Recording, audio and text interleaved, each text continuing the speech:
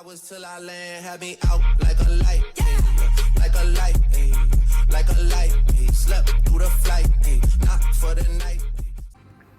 Hello guys, welcome back in today's video, and in today's video I'll be telling you guys the future of Crazy Raccoon, what happened to Zeta Division, and my World Finals 2024 Brawl Stars Esports preview. And before we start, obviously, disclaimer, I am not a pro player. I'm a person who really likes Brawl Stars competitive, and of course I love to be as competitive as possible. I've been watching Brawl Stars Esports since 2021. So yeah, now let's get straight into the action, which is going to be the future of Zeta Division. As we saw, Zeta Division didn't really have the greatest of World Finals, or this year to be fair. They got second in EMEA, and they also got knocked out in the quarterfinals in the World Finals against SK Gaming. A very thriller 3-2 game. It was really good. If you guys haven't watched it, make sure you go watch it. So yeah, honestly, it's not looking too great for the Zeta players, because Zeta, the organization, is kind of known to be a bit ruthless, in my opinion. As you know, in 2022 and 21, in 2022 they had two teams, Zeta Division 1 and Zeta Division 2. They both reached the grand finals, and of course Zeta Division 0 won. And even though both of the teams reached the finals, and you know, obviously one of them won, they still decided not to keep the players and move to EMEA. So yeah, honestly, it's not looking too great. But I do think there's only like 3 options for them. The first option is give them one last chance. Maybe this time they have to scrim better, draft better, in my opinion. So give them one last chance in EMEA. The other option is maybe, go to a different continent. Maybe go to NA, because they just cannot stay in EMEA, in my opinion. We saw what happens when organizations get whole other 3-4 players from other organizations. We saw it in 2019. Obviously, Tribe Gaming went out and got the entire NA Nova Esports roster, and that didn't really work out too well for them. So yeah, let's hop into the second match and I'll explain more. So yeah, and obviously, once all those 3 players from Nova Esports came in with, the likes of Tom and Spen, it didn't really work out too well, and you saw what happened next. All 3 of those players retired, and yeah. So I think maybe, either they stick with the players, or they have to unfortunately go to a different place like NA or maybe APAC. Maybe try and get Shitampo and Tensai and Achapi again, but I doubt that's gonna happen. So yeah, next up we got Crazy Raccoon. Crazy Raccoon unfortunately didn't win the World Finals. It was really unfortunate, in my opinion, because they were doing pretty great, and they just couldn't win it at the end. But the reason why Crazy Raccoon couldn't win it, in my opinion, was their draft. This year and last year also, their drafts have been so inconsistent. Sometimes their drafts were amazing, sometimes it was not. And this year I had a lot of hope for them, because I really thought this year they fixed it. We saw it against Reply Totem. In Hot Zone, we saw amazing performances from Shitampo with the Melody. Then obviously we saw it in the game against Elevate. The Bonnie pick in Safe Zone was really good and really underrated, and it really worked. So yeah, I really thought they fixed it until the game against Humble, which, even though they also got outplayed, in my opinion, Humble were fantastic, and I'll discuss about them later on in the video. But they also got outdrafted, like Hot Zone, in that Hot Zone map with 10 size max. Even though 10 size max was is really good, it just didn't work out that time. I think they're just going with comfort brawlers, and sometimes it does work, but other times big teams like Humble and SK and other teams, they will outdraft them, and it just doesn't work. That's why in APAC this year and last year they were just not that dominant, because they were keep getting outdrafted by good players but with amazing drafts. Even though they did get first in APAC, they weren't as dominant as the previous Zeta Division times when they were in Zeta Division. So yeah, honestly, it does kind of feel bad because Crazy Raccoon, very really good team. Tensai, even Moya, I think is super underrated. His Byron on, I think it was Hot Zone, was incredible. And I think he deserves a lot of recognition, Moya, because he is really on the tiers of Tensai and Shitampo. I used to think he was just like a third to Tensai and Shitampo, but no, he is actually really good. And he's also one of the reasons why, Crazy Raccoon reached the grand finals. So yeah, teams in APAC, they saw that, Crazy Raccoon, their drafts are not that great, so they decided to draft them hard and, good players. Sometimes this didn't work, amazing drafts and good players, because, Crazy Raccoon, their skill, their mechanics are just on another level. But most of the times, lots of times, it actually worked. That's why they weren't as dominant. And this year APAC wasn't that great in my opinion, apart from what's his name? Rival Totem. I'm sorry if I messed that up. So yeah, Rival Totem. I think no, it's Rival Esports. Sorry, I'm so sorry.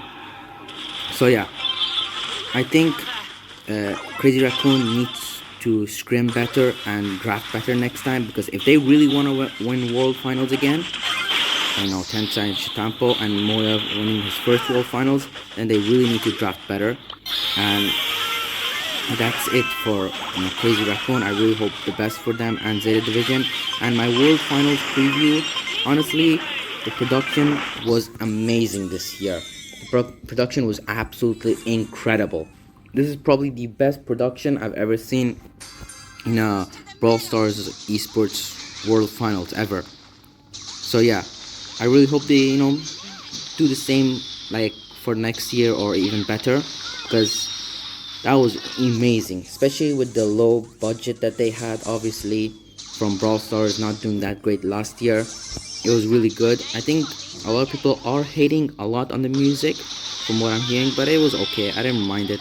The players did need rest, the players from Crazy Raccoon, because they played the latest up until that music. So yeah, they deserve the rest as much as Humble got the rest. So yeah, and not only the production was great, the matches were also really good. It wasn't as crazy as I expected it, because I thought some comebacks would happen. I thought some crazy plays would happen. I only saw one crazy, really crazy play, which was from Rival Esports, the Gene and the Grey one in Knockout, which was insane, by the way. Fair play to them for doing that. And I think I'll speak on other teams, obviously, in other videos. If you guys want me to do these types of videos, updates, news, and my predictions for Brawl Esports teams and anything Brawl Esports related. So if you guys want me to make Brawl Esports related content, then make sure you like, subscribe, and comment down below what team I should make a video next. So yeah, and also congratulations obviously to Humble. I think Humble played amazing, really amazing. I didn't expect them to play this great, in my opinion. A lot of people think maybe Humble overachieved. I think they were really good, to be fair. I don't think they overachieved at all. And obviously, their inspiring story, Semantic, no team wanted him. All the teams in EMEA really didn't want him, which is really sad to see, because Semantic is a really talented player in Brawl Esports and also in EMEA. That's why he picked up Luki and Boss, and also Boss was also another player just like Semantic, getting dropped from, I think, Team Queso it was. So yeah, which is really sad to see, but I'm really happy they won the World Finals, because they really did deserve it. And Luki is first year professionally in the Brawl Esports Finals. Incredible from him. And in the Gem Grab map, he was nervous a bit in against Crazy Raccoon, but overall he did incredible. So yeah, fair play to Humble, and I really hope they do keep on having amazing years just like this year. And I think the games were great. It wasn't as great as like previous years, because previous years it was like insane, but it was still incredible. Productions were great. The fans, I think, was the best from all the years in Brawl Esports. I really liked the fans. I think there were some that weren't really that loud, or there weren't any, which is pretty sad. But again, you can't expect everything in the first year. So yeah, that was really good to see. I really hope, you know, there are more fans, you know, happening like this. I think the SK fans were really loud, and you know, Crazy Raccoons were pretty good also. Humble fans were pretty surprisingly, you know, loud, which is, I didn't really expect that much. So yeah, and next up I'm gonna talk about Humble, obviously what's gonna happen to them, and also I didn't really say what's gonna happen to Crazy Raccoon, the future of them, and obviously Zeta Division. So for Zeta Division, I think they're gonna give, you know, they're gonna get one last chance, but they need, I think, a better coach. Their last coach, but I don't remember their name, but it was the former Reply Totem coach.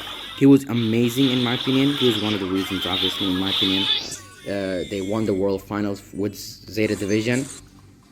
And yeah, I think he was the reason why, you know, they won monthly finals and the World Finals.